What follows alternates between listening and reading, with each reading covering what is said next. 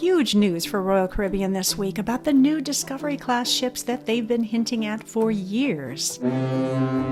Yes, it finally happened. Royal Caribbean has finally given us more information about their upcoming Discovery-class ships. And I know my subscribers in particular have been aching to hear this because I've had so many comments from all of you talking about how you wish that Royal Caribbean would start making smaller ships. And please remember to say hi in the comments because I just love hearing from you, especially about this topic because I'm right there with you. And now with statements from CEOs Michael Bailey and Jason Liberty, as well as an honest-to-goodness press release from Royal Caribbean, we are finally going to figure out if the Discovery class, which they've been so secretive about, is going to start pointing this company in the direction many of us hoped it would go, which is more diversity in the size of their ships and the amenities on board, and newer embarkation ports and destination ports. For years, the Discovery class has just been based on rumors. I mean, they were rumors started by the CEO, but still just rumors because he gave us zero details and then went radio silent on it for a long time,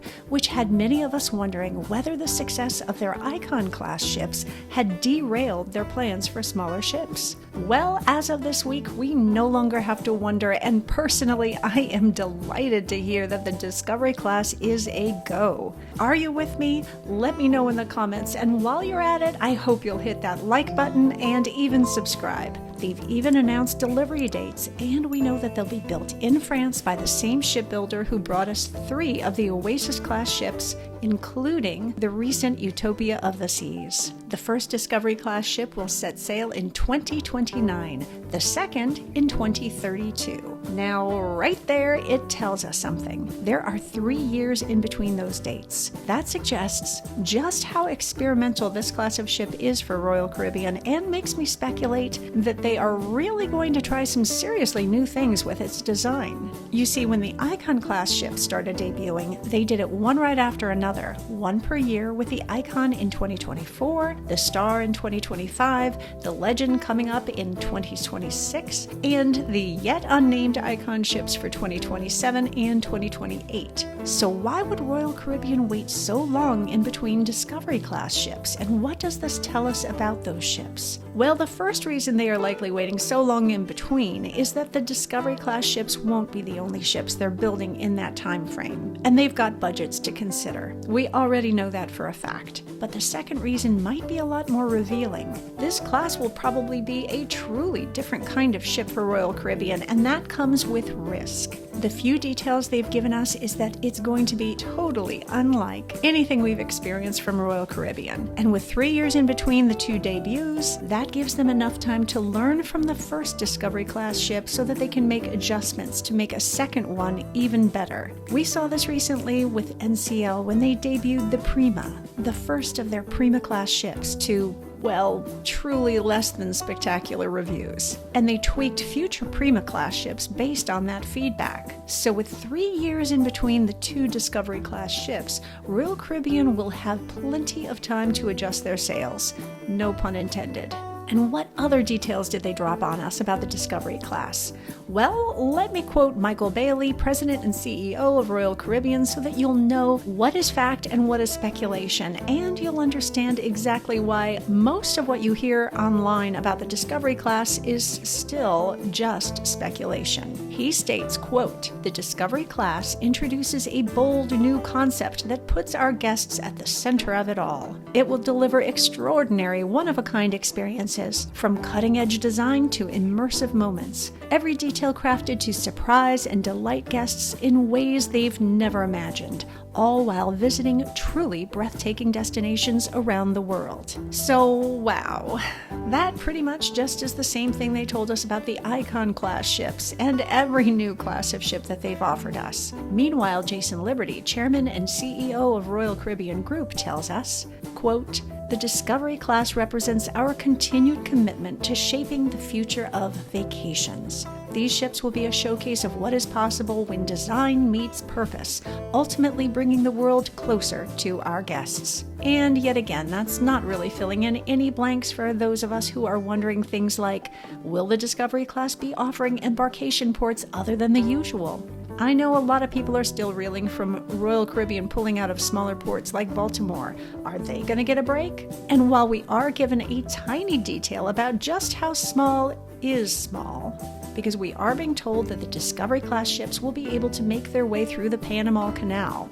That doesn't really give us too much to go on either, because even the NCL Bliss can make it through there, and that's a pretty huge ship. So for those of you who were hoping that the Discovery-class ships were about the same size as the old Vision-class ships that are slowly disappearing from Royal Caribbean's lineup, we're still not sure if that's going to be a reality. But here are some things that I can speculate based on these few tiny details they are throwing our way. First off, the Discovery-class ships are going to be amazing, so feel free to get excited. In my book, anything smaller than the Icon will be very, very welcome. Because while I love the larger ships, especially if I'm traveling with my multi-generational family, the fact is I'm retired now and I'd really love something a little easier to get around.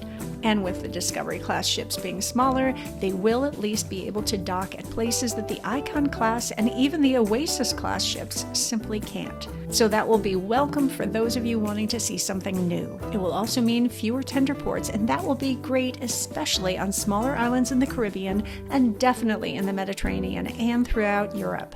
In fact, I'm really hoping for some more United Kingdom itineraries from the Discovery-class ships if they're able to dock at those smaller ports, because as you might know, those UK cruises have a lot of tendering, and when tenders are involved, the ports often get cancelled if the weather isn't good. Do I think I'll get what I'm hoping for there? No, actually I don't. In reality, I think they'll be more focused on the Mediterranean when they're there, because it's truly a bucket list itinerary, which means they can charge more. Next, we've got the fact that they are making the ship small enough for the Panama Canal, and that tells me that they want to move their Discovery-class ships around a lot more than their Icon-class. We can be pretty sure that they'll take us to both the Caribbean and Alaska, and especially in Alaska, that means you'll be able to get closer to the glaciers, closer to the wildlife, and even fit into ports that you just can't fit into if you're a much bigger ship. And I personally am already excited about this because there is no better way to see Alaska than on a smaller ship. Since these ships are being built in France, I think we can be fairly certain that their first sailings will be in Europe, because they often do this just to work out all of the kinks that come with building a new ship and training a crew on it. Then it will likely hit the Caribbean in time for the fall and winter seasons, and then cross over to the Pacific and up to Alaska for the following summer. So I'm betting that it will be in Alaska in 2030, and I'm so confident about this, though again, this is all speculation based on history. I'm so confident that I'm already working it into my cruise budget. So will it have water slides, merry-go-rounds, dry slides, an aqua theater, and all those things we're getting used to on Royal Caribbean? My guess is probably not. Or if they do, it's going to be very limited, like perhaps a dry slide, because that works in cold and warm climates, and maybe just a perfect storm water slide rather than a full-blown water park. But I don't even think they'll have that, to be totally honest. I think they're going to kind of reinvent themselves, at least in this class of ship. It gives them the ability to experiment a lot. And with a smaller class, I think they want to get more bucket listers and retirees for these itineraries, rather than big families that squeeze lots of people into one cabin. I mean, I have no doubt that they'll have lots of family things to do, because that is Royal Caribbean's trademark. But with a smaller ship, they are going to have to charge even more than they usually do, because that's just the economics of maintaining a ship of that size. And if they're charging more, then they're going to want to attract people who can afford it, or people who have been saving up for those experiences for their whole lives.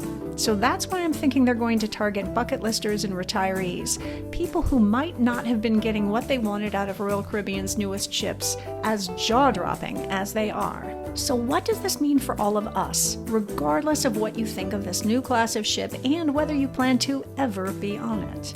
Well, some people would say it's good news. Anytime Royal Caribbean launches a newer, shinier ship, that means that they are basically competing with themselves. So with more ships to choose from, prices could go down, providing you are willing to go on the less new, less shiny ship. Now granted, we haven't been noticing that as much in these recent years because prices are going up, even though there are more ships to choose from than ever before.